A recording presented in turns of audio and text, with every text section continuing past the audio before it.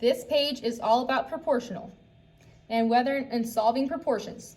The way we do that is cross multiply. Whenever we cross multiply, we make a what?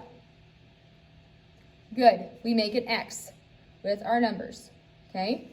We do 7 multiplies by 3 and set equal to 5 multiplied by X. This is 21 equal to 5X.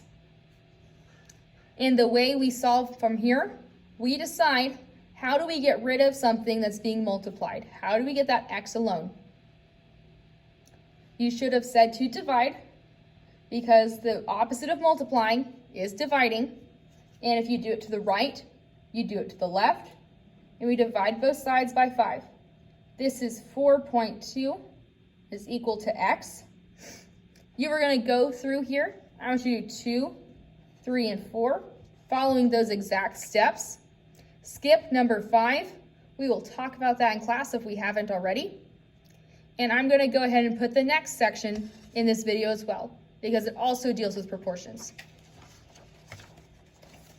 The only difference here is that even though we know we have proportions, because it says proportions up here, okay, is that we are using word problems.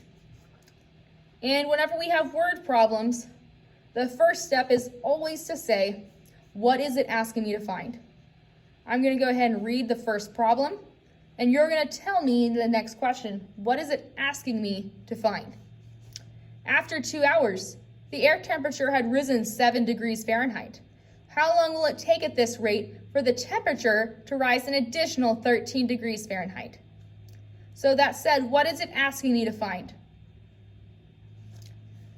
It's asking how long it will take the temperature to rise. Okay, 13 degrees specifically. After we ask ourselves, what is it asking us to find?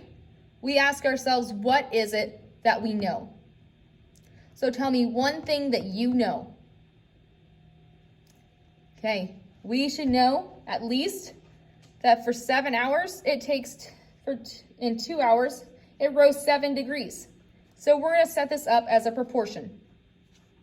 Just because it says proportion, it's going to look just like the problems before on the page before, but this time it's in word form and we have to create the proportions ourselves. So we can either choose to do hours over temperature or temperature over hours. I'm going to put the temperature over the hours, just like this, temperature over the hours. And then the way we do it, we always have to make sure the temperature is always on the top with our next proportions. So we know here, 7 is what we start off with, and it goes over the hours, which is 2, and set that equal to our other one, and we know that's going to rise 13. And if we have an unknown here, because we don't know how many hours it's going to take, how do we represent something we don't know? Correct, with an X.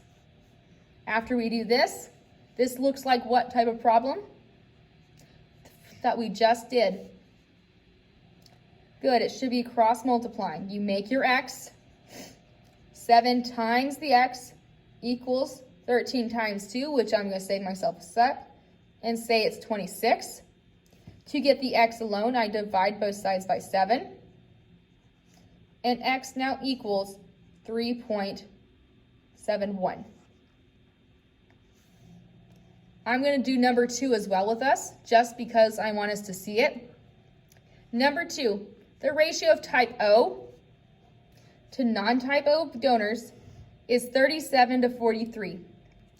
Does 37 correspond to type O or non-type O?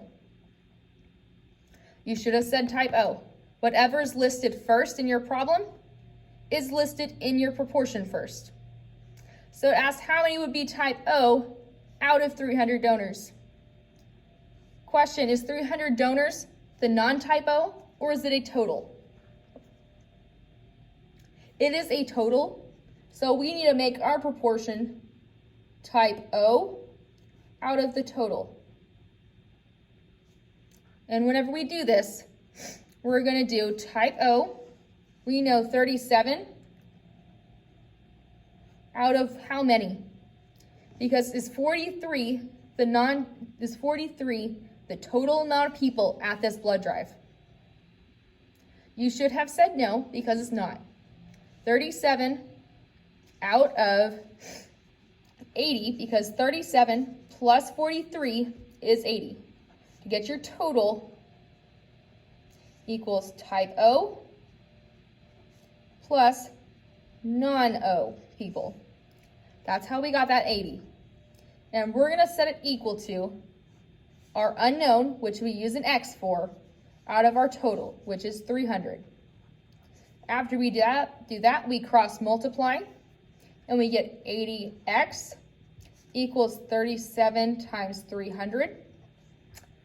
For this video, for this page, I want you to finish 2 for me, and you'll put your answer to 2 in the Edpuzzle, and 3 and 4. Okay, thank you.